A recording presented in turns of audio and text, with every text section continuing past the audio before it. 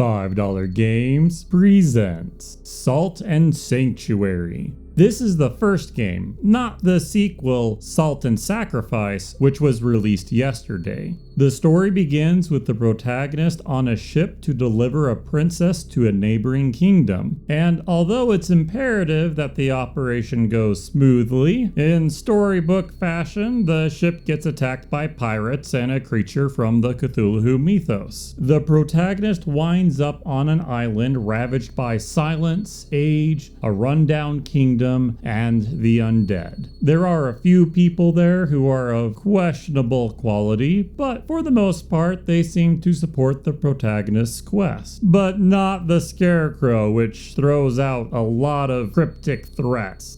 Gameplay-wise, it's an action platformer. You can attack, jump, block, and roll, but it's all governed by a stamina meter, which means that on bosses, you're only able to get 1 or 2 attacks in before you need to dodge away. Spells also take stamina to use, and they reduce your maximum stamina. There is a replenishable healing item, and it seems to have an additional effect depending on what save point you're at, due to this icon, but I'm unsure as to what that effect is. Interestingly, taking damage reduces your maximum health, which reduces the effectiveness of your healing items. And although the spell Mend replenishes some of your maximum health, it takes some of your maximum stamina, so there is a balancing act there. At the beginning of the game, you can customize your character and choose a class. I believe that the class you choose indicates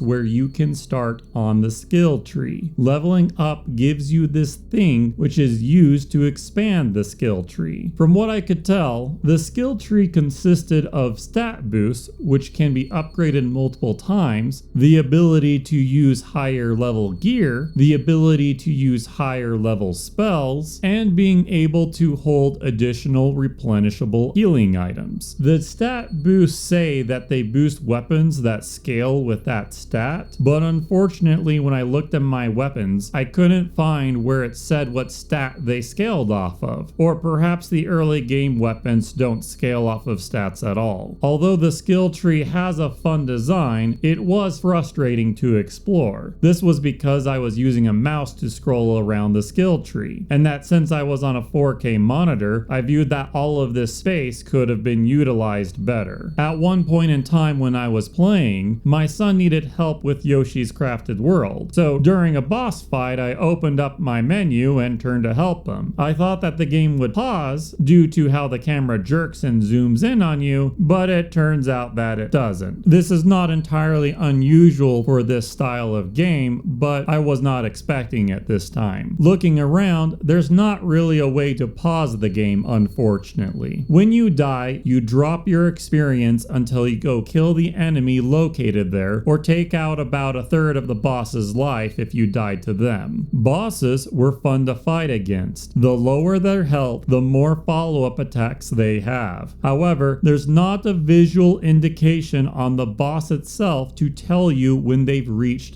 this threshold, only at unknown spots on their health bar. These follow-up attacks felt unavoidable to me unless I anticipated them ahead of time and positioned myself accordingly, such as after this person throws out swords, you have to roll past her or be on the other side of the arena before she starts her follow-up. Overall, the game is decent but not great. Although exploring is fun, the platforming is awkward at times. It doesn't have a good tutorial, and actually if someone could explain what this is, I'd appreciate it since I couldn't figure it out. At times the UI was awkward, but I already covered that. Anyways, that's a wrap for this game. Consider picking this game up instead of a vase.